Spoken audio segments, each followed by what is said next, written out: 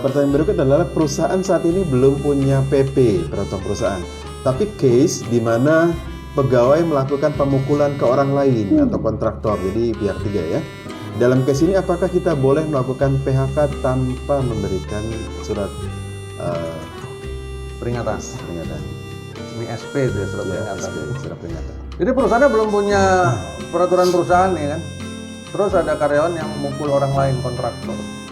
Boleh nggak kita lakukan PHK tanpa memberikan SP? Tanpa memberikan surat peringatan? Dua ya yang harus kita jelaskan. Yang pertama, fakta bahwa perusahaan disebutkan belum punya peraturan perusahaan. Ya, Bapak Ibu semua, ada atau tidak ada peraturan perusahaan di perusahaan kita? Demi hukum, hal ketenagakerjaan tetap tunduk sama perundang-undangan. Ya. Jadi bahwa misalkan nih perusahaan belum ada peraturan perusahaan, berarti belum tunduk sama Undang-Undang 13, masih diatur-atur sendiri sama owner? Enggak. Aturannya tetap terikat pada hukum ketenagakerjaan yang berlaku di Indonesia. Jadi tetap terikat. Jadi kalau gitu buat apa Pak bikin PP? Gitu, kalau ikut undang-undang. Peraturan perusahaan sejatinya dibuat untuk mengakomodir keadaan-keadaan atau aturan yang belum diatur di dalam undang-undang. Kalau aturan dalam undang-undang mau dimunculkan dalam peraturan perusahaan, maka sangat disarankan isinya harus lebih bagus daripada peraturan perundangan. Di atas normatif, ya. Jadi itu fungsinya peraturan perusahaan, memperjelas poin-poin yang belum tegas, belum diatur secara tegas di dalam perundangan. Contohnya apa? Emang ada yang belum diatur dalam perundangan? Ada, banyak malah. Contoh, kalau tadi kita ngomongin tentang mutasi, penugasan, pindah kerja, dalam undang-undang nggak ada, Pak. Ya, Bapak Ibu, dalam undang-undang ketenagakerjaan, dalam hukum ketenagakerjaan kita di Indonesia belum diatur tentang mutasi atau pemindahan tugas. Belum ada. Promosi, demosi, belum ada. Apalagi bicara teknis pelaksanaan. Apalagi teknisnya, kapan dan sebagainya, yang mana yang boleh, mana nggak boleh, itu nggak ada. Kenapa kok nggak ada? Apakah berarti undang-undang nggak lengkap? Bukan begitu cara membacanya.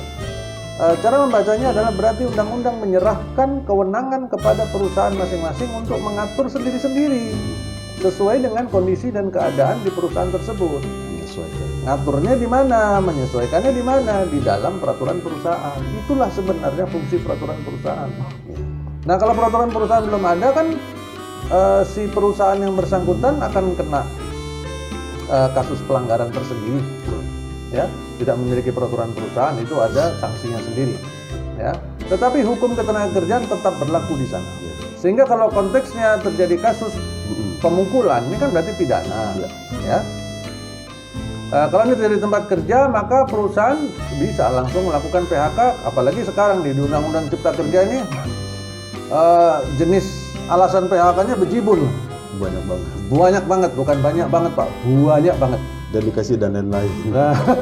Plus dan lain-lain ya, plus alasan-alasan lain. Jadi minimal yang saya hitung setidaknya ada 27 jenis PHK.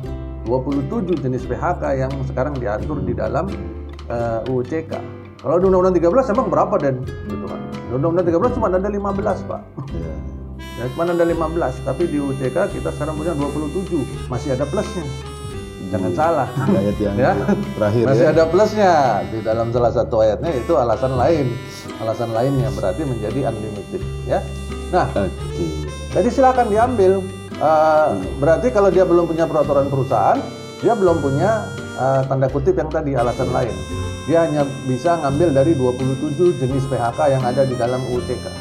Silakan dipilih dalam konteks kasus pidana ini, case-nya, kalau kasusnya ini PHK-nya kemana lagi, ya? Begitu kurang lebih Bapak Ibu.